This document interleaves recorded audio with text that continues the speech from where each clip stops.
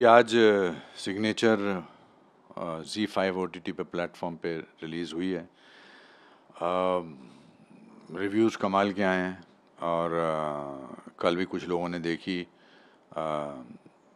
क्या हुआ है कि कोविड के बाद दुनिया का ऐसा कोई इंसान नहीं है जिसने अपने किसी को खोने के डर में का वो एहसास ना किया हो। ऐसा नहीं था कि लोग उससे पहले बीमार नहीं होते थे या हॉस्पिटल से उनका पाला नहीं पड़ता था, लेकिन कोविड के वो जो 1.5-2 साल थे उसमें हम सब जीवन के उस दौर से गुजरे हैं जहां हमें लगता है कि किसी को अगर कोई हॉस्पिटल चला गया वो वापस आएगा कि नहीं। तो सिग्नेचर ऐसी ही कहानी है। कोविड से लेना देना इसका कुछ नहीं है।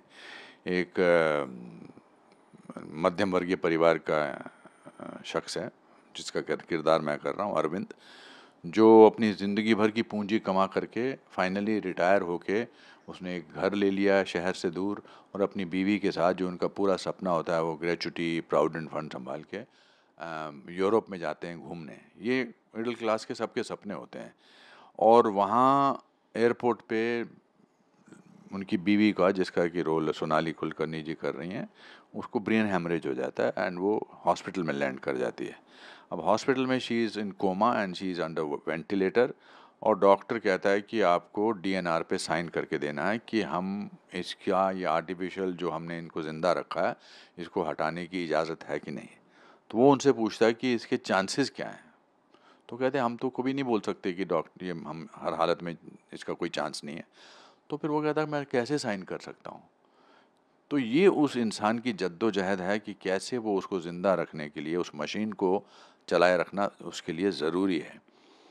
अब ये देखने में तो, सुनने में तो ये कहानी बड़ी सेंटिमेंटल लगती है, मगर जिस तरह से गजेंद्र अहीरे हमारे डायरेक्टर ने इसको पेश किया है और जिस तरह से सब कलाकारों ने, महिमा चौधरी ने, रणवीर शोरी ने, अन्नू कपूर ने, मनोज ने, स्नेहा ने, केविन ने उसको दर्शाया, वो बहुत ही मार्मिक है। और हर वो इंसान को ज़िंदगी में अपने पेरेंट्स को, फिर क्या एक उम्र के बाद आदमी की सार्थकता ख़त्म हो जाती है? क्या 60 साल की उम्र के लोगों का जो है उनका जीवन निरर्थक हो जाता है? क्या उनके पास जीने का कोई अधिकार नहीं है?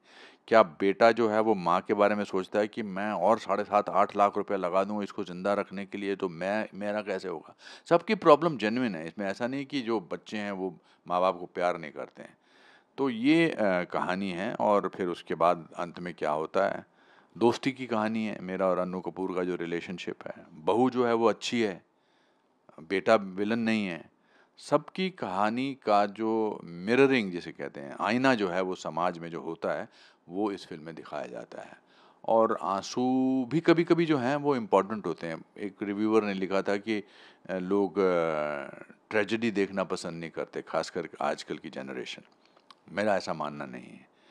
हम ट्रेजेडी से भाग नहीं सकते और ट्रेजेडी कभी-कभी एक कैथारसिस का काम करती है। आँसू जो हैं वो मन को हल्का करने का काम करते हैं। मुझे पर्सनली जो रिव्यूज़ मिले, मैं बहुत उससे हम्बल्ड हूँ।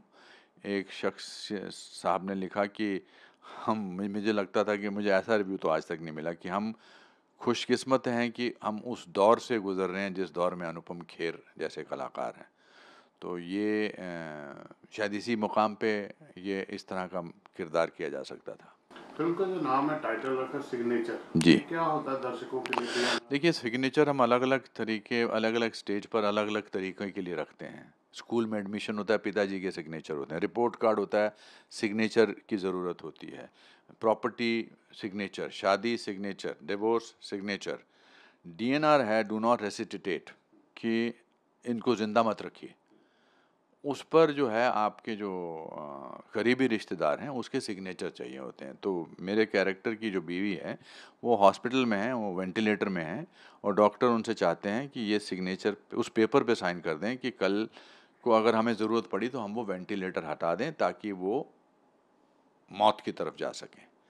तो ये सिग्नेचर बहुत इम्पोर्टेंट हो जाता है, जो कि फिर फ़िल्म में आपको देखने को मिलेगा कि आगे जाकर वो किरदार क्या करता है।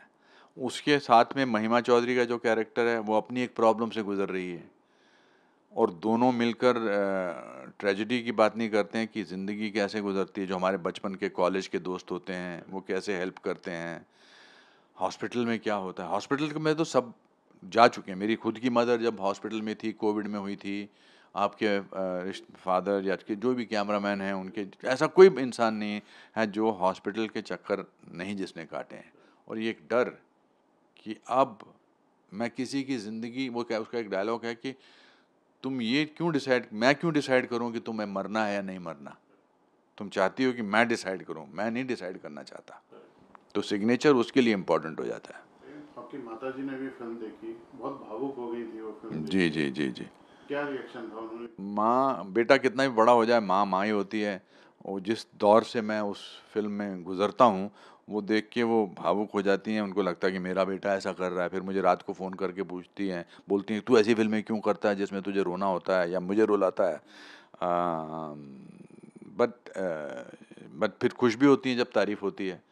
But it's a difficult thing for any mother और father to see her son going through that. वो थोड़ी देर के लिए भूल गई थी मैं अनुपम खेर था, वो मुझे अरविंद ही देख रही थी। मगर फिर भी माँ का जज्बा तो ऐसा होता है सबको। अच्छा, सबने अभी आज सुबह किसी ने मुझे मैसेज भेजा कि मेरी शादी को 35 साल हो गए हैं और इस फिल्म ने मुझे सोचने पर, उन्होंने तो Zee5 पे देखी आज सुबह सबसे उठ के, क्योंकि उनके हस्बैंड और उनकी बेटी देखने आई थी, वो नहीं आ पाई थी। गजरा हमारी दोस्त हैं, और उसने कहा कि मैंने उठते देखी और मुझे लगा कि हाँ 35 साल हो गए हमारी शादी को, और अगर मैं हॉस्पिटल चली गई तो शैलेश क्या करेगा इस सिचुएशन में। तो जितने भी दर्शक हैं, अगर वो इस बात को सोचें कि उनका कोई करीबी इंसान हॉस्पिटल में है और आपने वो सिग्नेचर करने हैं कि वो वेंटिलेटर के अंडर रहें या नहीं रहें, इसका फैसला आपके हाथ में है, तो आप क्या करेंगे। रियल लाइफ में भी खेल साहब बहुत ऐसी प्रॉब्लम आती है। आपने इंश्योरेंस पॉलिसी पे भी इसमें जिक्र किया जी कि पैसे मिलेंगे और मरने के बाद तो क्या मैं जी मरने का इंतजार करूं। जी ये पॉइंट कितना वैलिड है, क्योंकि इंसान को जब मेडिकल के लिए पैसे की जरूरत होती है तो पैसा उसको चाहिए। और कभी कभी हम इंश्योरेंस को इम्पोर्टेंस भी नहीं देते। देखिए, इस फिल्म को देखने के बाद फिर किसी ने मुझे कहा कि यार insurance is important, but insurance एक पॉलिसी है कि ये इंश्योरेंस पॉलिसी तो ऐसी है जिसमें आपको पैसे आपके पार्टनर को आपके मरने के बाद मिलेंगे। फिर एक और है कि वो एक न्यूज़पेपर के उसमें एडिटर से मिलने जाते हैं, जूनियर एडिटर से, और जो क्राउड फंडिंग के लिए, तो वो कहता है कि जी हम आपकी क्राउड फंडिंग नहीं कर सकते, जिसकी हमने पहले की थी वो यंग था। तो यंग जो हैं वो तो एम्बेसडर हैं देश के, आप क्या करते हैं। तो वो बोलता है कि तो हमारी कोई, मैंने अपने 2 बच्चों को पैदा करके, मेरी बीवी ने उसको बड़ा किया है, वो देश के अच्छे नागरिक बने, कि हमारा कोई कंट्रीब्यूशन नहीं है। तो मुझे लगता है कि मेरी मदर तो अभी भी बहुत इम्पोर्टेंट है। हम भी उस दौर में गुजर ही रहे हैं, हम भी उस उम्र की तरफ जा ही रहे हैं। तो बहुत सारे सवाल इकट्ठा करती है, बहुत सारे सवाल सोचने पर मजबूर करती है। और कभी-कभी फ़िल्में स्टिमुलेट भी करनी चाहिए। हम हमेशा कहते हैं यार वैसी फ़िल्में नहीं आती जिनमें कहानी होती है। अब ये ऐसी फ़िल्म है जिसमें कहानी भी है, परफ़ॉर्मेंसेस भी हैं, और ये आपको सोचने पर मजबूर भी करती है। हाल ही में मैंने एक बहुत ही दिल को दहला देने वाला किस्सा सुना किसी से, कि एक श्रीमान जी ने अपनी मदर को ओल्ड पीपल्स होम में डाल दिया था, वृद्धाश्रम में डाल दिया था। वृद्धाश्रम में फिर वो बीमार हो गई, फिर वो बहुत ही सीरियस हो गई, फिर उसको वो ऑलमोस्ट घर ले आया, फिर 1-2 दिनों में मरने वाली है। तो फिर माँ ने, उस मरती हुई माँ ने अपने बेटे से कहा कि बेटा वो वृद्धाश्रम में पंखा नहीं था और बाल्टी नहीं थी, या कुछ पानी का कुछ प्रॉब्लम थी, या एयर कंडीशन नहीं था, या पंखा नहीं था। तो बेटे ने, ये सच बात है, बेटे ने अपनी माँ से कहा कि माँ तुम तो जा रही हो, अब क्या इस बारे में सोचना। कहती नहीं बेटा, मैंने तो जैसे तैसे गुजारा कर लिया, लेकिन जब तू उस वृद्धा आश्रम में जाएगा तो मैं तेरे भले के लिए कह रही हूँ। तो दैट शोक मी कम्प्लीटली।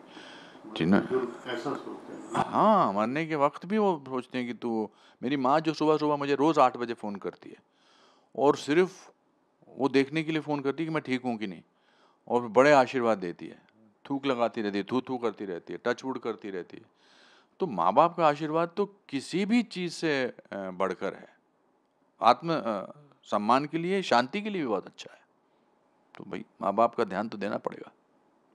आज आ गई है हमारी फिल्म Zee5 पे, द सिग्नेचर, ज़रूर देखिएगा, आपको ज़रूर पसंद आएगी। Subscribe to Midday India. Get direct notifications on all our videos by clicking on the bell icon.